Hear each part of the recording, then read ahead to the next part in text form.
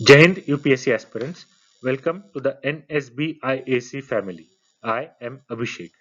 Aspirants, आज हम study and practice phase में डे 2 जो आज हमारा उसका डे 2 है उसमें ज्योग्राफी और करंट अफेयर्स जो मई 2024 के करंट अफेयर्स है उससे रिलेटेड 10 एमसीक्यूज को हम आज डिस्कस करेंगे। आपने आज सुबह ये एमसीक्यूज टेलीग्राम चैनल पे सॉल्व किए होंगे, जो उन एमसीक्यूज को डिस्कस करेंगे, क्या आंसर्स भी देखेंगे। एस्पिरेंट्स, हमारा पहला क्वेश्चन है करंट अफेयर्स से रिलेटेड। तो ये क्वेश्चन पूछा गया है कि इनमें से कौन से देशों के साथ हमने क्रूड ऑयल जिनसे हमने क्रूड ऑयल परचेज किया था उसकी पेमेंट हमने डॉलर के जगह, देखिए, डॉलर की जगह हमने रुपीज में उसकी पेमेंट करी है। We have paid that in rupees. We have paid them in rupees. इसका सही आंसर जैसे आप देख रहे हैं यूएई है। काफी सारे स्टूडेंट्स को रशिया के साथ कंफ्यूजन हुआ होगा कि पिछले कुछ सालों से इकोनॉमिक सैंक्शन जो यूएस और उनके अलाइज है वो रशिया पे लाद रहे हैं और उसके कारण हम रशिया के साथ अलग अलग तरीके से ट्रेड कर रहे हैं। यूएई शायद हम कंसिडर ही नहीं करते अगर आपको फैक्ट नहीं पता होता तो, कि यूएई के यूएस के साथ भी अच्छे रिलेशंस हैं और उन पे कोई इकोनॉमिक सैंक्शंस अभी तो नहीं है। पर देखिए इसका सही आंसर यूएई ही था। तो ये एक फैक्ट था, इंपॉर्टेंट है क्योंकि ये फर्स्ट एवर, देखिए यहाँ पे वर्ड भी यहाँ पे किया गया है फर्स्ट एवर पेमेंट। अब ये डायरेक्टली ये पेमेंट हुआ था दिसंबर 2020 में।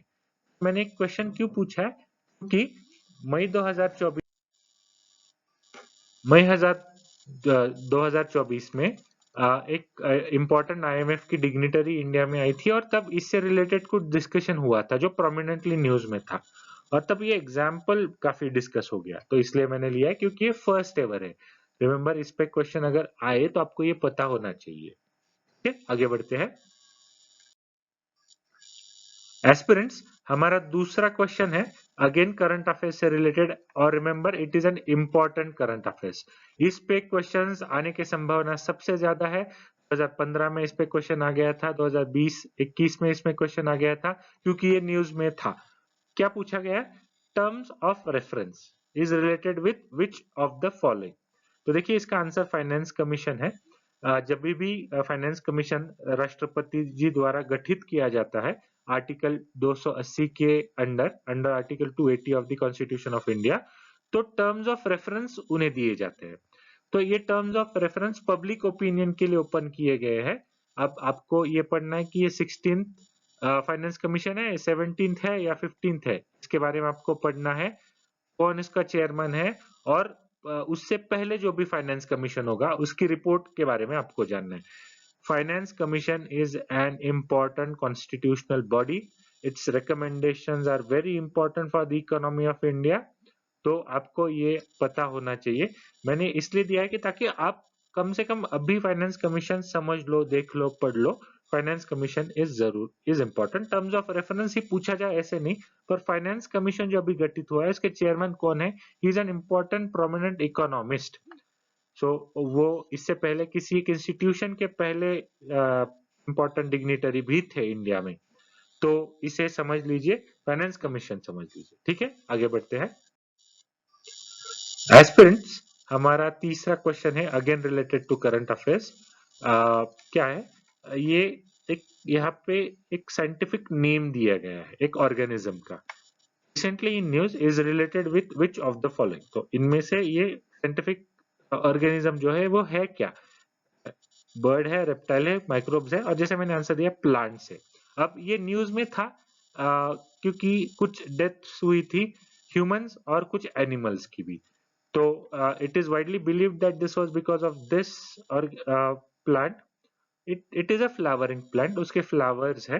तो आप इसके बारे में पढ़ लीजिए। मैंने जानबूझ के ऐसा नाम दिया था क्योंकि इससे पहले 2020 में भी आए थे, 2023 में भी आए थे ऐसे क्वेश्चंस, तो इसलिए मैंने ये नाम आपको दिया है। पर आप इस प्लांट के बारे में पूछ लीजिए। इट वाज इन न्यूज और कुछ डेथ्स हुई थी सदर्न पार्ट ऑफ इंडिया में।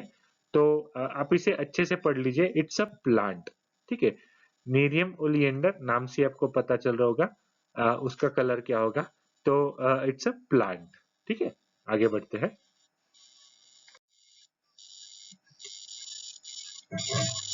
क्वेश्चन नंबर 4 एस्पिरेंट्स हमारा है ज्योग्राफी से रिलेटेड, कोर ज्योग्राफी से related, an important topic geomorphology में है। In the context of internal structure of the earth, sial and sima are part of which of the following. तो जैसे answer आपको पता है क्रस्ट, ये क्रस्ट के ही दो हिस्से हैं, सियाल एंड सीमा। अब इसको आपको जाके डिटेल में पढ़ना है, इनफैक्ट आपको इन सारे लेयर्स के बारे में अच्छे से पढ़ना है। डेलिबरेटली मैंने यहाँ पे इनर और आउटर कोर को बाइफरकेट किया क्योंकि उनमें कुछ डिफरेंस है, एक फ्लूइड है और एक सॉलिड है, तो आपको वो भी समझना है, मेंटल भी समझना है, क्रस्ट भी समझना है, टाइप्स ऑफ क्रस्ट समझना है, क्योंकि they are very important for our study. दोस्तों ये बहुत जरूरी है क्योंकि इसके ऊपर क्वेश्चंस पूछे जाते हैं।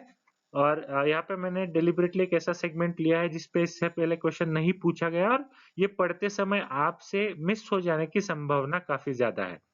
पर इस सेगमेंट को आप पढ़िए, समझिए और अपने नोट्स में भी लीजिए, इस पे क्वेश्चंस आने की चांसेस है। प्रीलिम्स के लिए आए तो बहुत अच्छा है, नहीं भी आते तो मेंस में आपको इसका अंडरस्टैंडिंग होना बहुत ही जरूरी है। मेंस में जो फिजिकल फिनोमेना करके एक टॉपिक है, तो इसे इंटीग्रेट करके भी पढ़िए, ये एक बहुत जरूरी टॉपिक है। ठीक है, इसका आंसर क्रस्ट है, क्रस्ट के ही दो लेयर्स है, आपको अभी जाना है। और ये सियाल मतलब क्या, सीमा मतलब क्या, ये अच्छे से पढ़ना है। ठीक है, आगे बढ़ते हैं। एस्पिरेंट्स हमारा 5th क्वेश्चन है रिलेटेड टू ब्लॉक माउंटेन्स। तो इसमें ब्लॉक माउंटेन्स, इसमें कुछ एग्जांपल्स दिए माउंटेन्स के, तो इनमें से ब्लॉक माउंटेन्स के एग्जांपल क्या है। सातपुड़ा है। अब ब्लॉक माउंटेन्स क्या होते हैं, फॉर एग्जांपल जैसे समझ लीजिए एक लेयर है, एक टोपोग्राफी है अर्थ सरफेस पे कहीं तो, और कुछ टेक्टोनिक एक्टिविटीज के कारण, कुछ एक्सटर्नल और इंटरनल दोनों फोर्सेस के कारण क्या हो जाता है, ये ब्लॉक ऐसे उसमें जियोलॉजिकल एक्टिविटी हो जाती है और ऐसे दो अलग माउंटेन रेंजेस बन जाते हैं। तो इनको कहते हैं ब्लॉक माउंटेन्स, क्योंकि दे आर ब्लॉक और ये जियोलॉजिकल एक्टिविटी के कारण ये जोन नीचे फॉल्ट हो जाता है, फॉल्टिंग हो जाता है यहाँ पे फॉल्ट लाइंस के कारण। इंटरनल टेक्टोनिक एक्टिविटी और एक्सटर्नल कुछ फोर्सेस होते हैं, ज्यादातर इंटरनल फोर्सेस ही इसमें एक्ट करते हैं और इसका सबसाइड हो जाता है ये रीजन। तो ये जो फिर टोपोग्राफी बन जाती है, माउंटेन जैसे चीजें बन जाती है यहाँ पे, इसे कहते हैं ब्लॉक माउंटेन। तो उसका एग्जाम्पल है सतपुड़ा। अब इसके अलावा इसके नेबरहुड में ही एक और माउंटेन रेंज है, आप वो माउंटेन रेंज पढ़ लीजिए। और दो रिवर्स, नर्मदा, तापी। देखिए अब जब ये फॉल्टिंग हो रहा है, इसका मतलब यहाँ पे रिफ्ट वैली बन रही है, तो रिफ्ट वैली में से दो नदियां बह रही है, तो उन नदियों का भी आप नाम जान लीजिए, ये कॉन्सेप्ट पढ़ लीजिए, एग्जाम्पल्स पढ़ लीजिए और इनके बारे में और थोड़ा सा डिटेल में पढ़ाई करिए। ठीक है, आगे बढ़ते हैं। एस्पिरेंट्स हमारा 6th क्वेश्चन है, consider the following statements in the context of sedimentary rocks. देखिए सेडिमेंटरी रॉक्स के बारे में पूछा। अब सेडिमेंटरी रॉक्स जरूरी क्यों है, हम चाहे तो किसी और रॉक्स पे भी क्वेश्चन बना सकते थे, but there is a reason. देखिए स्टेटमेंट क्या कहते हैं, they are often called stratified rocks, they contain fossil fuel deposits, most of the sedimentary rocks are permeable and porous. देखिए ये तीनों स्टेटमेंट करेक्ट है। स्ट्राटाज में उनका डिपोजिशन, सेडिमेंट्री मतलब क्या, सेडिमेंटेशन का प्रोसेस होता है, तो एक स्ट्राटा में लेयर के फॉर्म में होता है, तो ये सेडिमेंट्री रॉक्स स्ट्रेटिफाइड रॉक्स होते हैं। ये स्ट्राटास को हम स्ट्रेटिफाइड रॉक्स कहते हैं। क्योंकि फॉसिल फ्यूल्स क्या होते हैं, जो लिविंग ऑर्गेनिज्म प्लांट मटेरियल होता है, उन्हीं का आगे फॉसिल्स बन के उससे फ्यूल डिपॉजिट्स बन जाते हैं।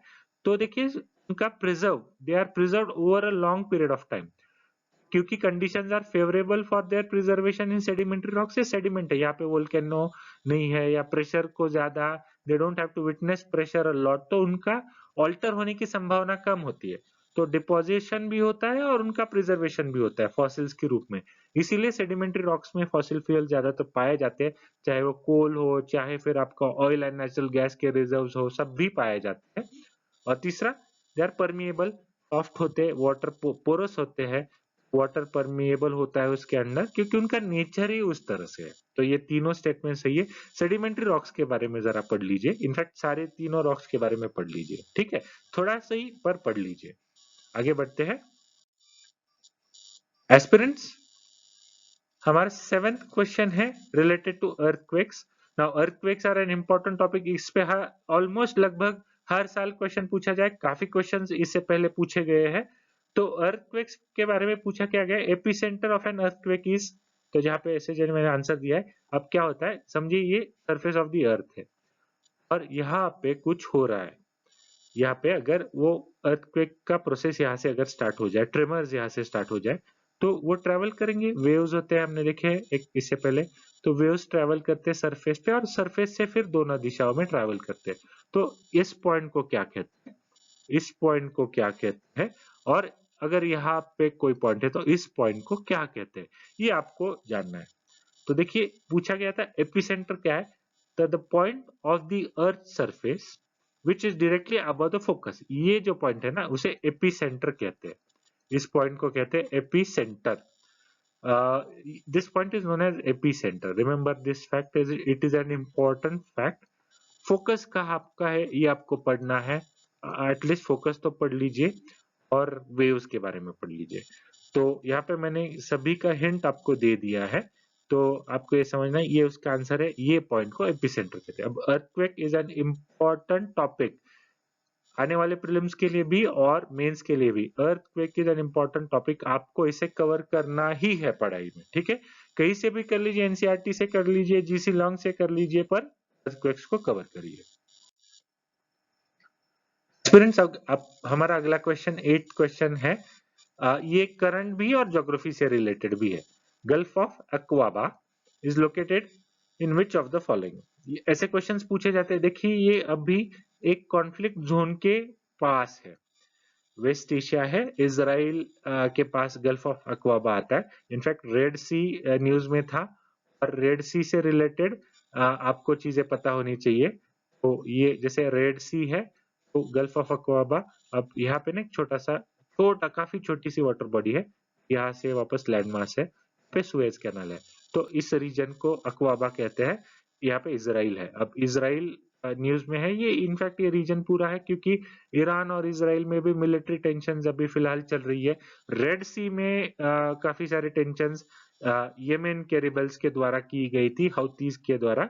तो इन सभी के कारण ये वाटर बॉडीज आपको अच्छे से मालूम होनी चाहिए, इनफैक्ट ये पूरा ज्योग्राफी आपको मालूम होना चाहिए। इस तरह का क्वेश्चन देखिए आप 2015 में भी पूछा था, गोलन हाइट्स कहाँ पे लोकेटेड है, वेस्ट एशिया एक ऑप्शन था, ये क्वेश्चन मैंने फ्रेम किया है। You should know this very well, ये पूरे रीजन को आप समझ लें, इनफैक्ट सारे कॉन्फ्लिक्ट जोन जो अभी वर्ल्ड में है उनको आप अच्छे से समझ लीजिए। तो इसका आंसर वेस्ट एशिया है। आगे बढ़ते हैं एस्पिरेंट्स, हमारा 9th क्वेश्चन है, ज्योग्राफिकल क्वेश्चन है, क्योंकि ताकि आप मैप्स को बार बार देखें मैंने क्वेश्चन डाला है। ट्रॉपिक ऑफ कैंसर, तो इनमें से कौन सी सिटीज ट्रॉपिक ऑफ कैंसर से क्लोज है, फिर क्लोज है या तो ट्रॉपिक ऑफ कैंसर पे लोकेटेड है। मस्कट इसका सही ऑप्शन है, मस्कट कैपिटल ऑफ ओमान है। तो आप ये सारी सिटीज देख लीजिए, देखिए ढाका, रियाद, ये भी क्लोज है, काफी क्लोज है, पर Muscat is located exactly on Tropic of Cancer, तो ये एक यूनिक फैक्ट है। अब इस पे क्वेश्चन पूछा जाएगा नहीं जाएगा अलग बात है, पर इस क्वेश्चन को यहाँ फ्रेम करने का कारण है एटलस पे क्वेश्चंस पूछे जाते हैं, तो इसीलिए ताकि आप एटलस देखिए, ये सारे प्लेसेस को देखिए, इस फीचर को देखिए, सिर्फ इसी को नहीं, साउथ में जो ट्रॉपिक ऑफ कैप्रिकॉर्न है उसको भी देखिए। इसीलिए मैंने क्वेश्चन डाला है ताकि इस बहाने आप एटलस ओपन करिए। मैंने आपको हमेशा बोला है पीवाईक्यूज को देख के पढ़िए, पीवाईक्यूज में एटलस बेस्ड क्वेश्चंस बहुत ज्यादा है, और एटलस का नॉलेज आपको मेंस में आंसर राइटिंग में भी चाहिए, क्योंकि आपको जगहों पे मैप्स ड्रॉ करने की जरूरत पड़ सकती है। तो इसीलिए क्वेश्चन फ्रेम किया गया था, उसका आंसर भी मैंने बोल दिया है, और आई होप कि यू आर फॉलोइंग एटलस या स्टडिंग एटलस रेगुलरली। ये बढ़ते हैं एस्पिरेंट्स, हमारा 10th क्वेश्चन है इंटरनेशनल डेट लाइन से रिलेटेड। ये एक इंपॉर्टेंट लॉन्जिट्यूड भी है और एक यूनिक लॉन्जिट्यूड है। सारे लॉन्जिट्यूड जैसे सीधे होते हैं, इंटरनेशनल डेट लाइन कुछ ऐसा शेप, उसका कुछ रीजन है उसका शेप वैसा होने के कारण। तो इस शेप के कारण क्या होता है, अभी कुछ इंटरनेशनल डेट लाइन क्या होता है, जैसे नाम सजेस्ट कर रहा है, इट इज रिगार्डिंग डेट्स। तो क्वेश्चन क्या है, a traveller crossing the international date line from west to east. अब देखिए कहाँ है, बोलिए मुझे, वेस्ट कहाँ है, ईस्ट कहाँ है, या यहाँ है, कैसे है, आप कमेंट सेक्शन में बोलिए। मैंने यहाँ पे आंसर दिया है गेन सडे। देखिए जीसी लियोंग में एक पैराग्राफ है इसके ऊपर, बहुत जरूरी पैराग्राफ है, आपको जीसी लियोंग में से पहले ही चैप्टर में इंटरनेशनल डेट लाइन डिस्कस करी गई है, इसे जरूर पढ़ना है, इट इज वेरी इंपॉर्टेंट। आपको इसे जरूर पढ़ना है। मैंने यहाँ पे आंसर दिया गया है, gains a day, loses a day, ये जरूरी है एविएशन के कारण, ये जरूरी है इस डेट लाइन के नेचर के कारण, ये जरूरी है इसके अगल बगल के कंट्रीज के कारण, न्यूज में है वो कंट्रीज, और इसीलिए एक फिनोमेना आपको समझना जरूरी है। इसी बहाने आप इंटरनेशनल डेट लाइन पढ़ लीजिए। देखिए सिर्फ एक पैराग्राफ है, एक पैराग्राफ पढ़ना और समझने में आपको ज्यादा से ज्यादा 15-20 मिनट लगेंगे, पर ये कॉन्सेप्चुअल है, इट इज कॉन्सेप्चुअल फैक्ट। आपको मग नहीं करने, एक बार आपको ये कॉन्सेप्ट समझ में आ जाए तो आपको ये आंसर देना काफी आसान हो जाएगा। देख लीजिए गेन कहाँ से कहाँ होता है, लूज कहाँ से कहाँ होता है, और इंटरनेशनल डेटलाइन के बारे में जीसी लियोंग के उस पहले ही चैप्टर में ये पैराग्राफ है, तो उसे अच्छे से पढ़ लीजिए, कॉन्सेप्चुअली समझ लीजिए और नोट कर लीजिए, और बाद में आप रिवाइज कर लीजिए। ठीक है एस्पिरेंट्स, आज हमने सेकेंड डे के 10 एमसीक्यूज को इस तरह से डिस्कस कर लिया गया है। I hope you are following this, you are attempting this questions in the morning on Telegram, और फिर शाम में हम इसका वीडियो दे रहे हैं, तो आप उस वीडियो को भी अच्छे से समझ रहे हैं। I hope you utilise this for your upcoming examination of 2025।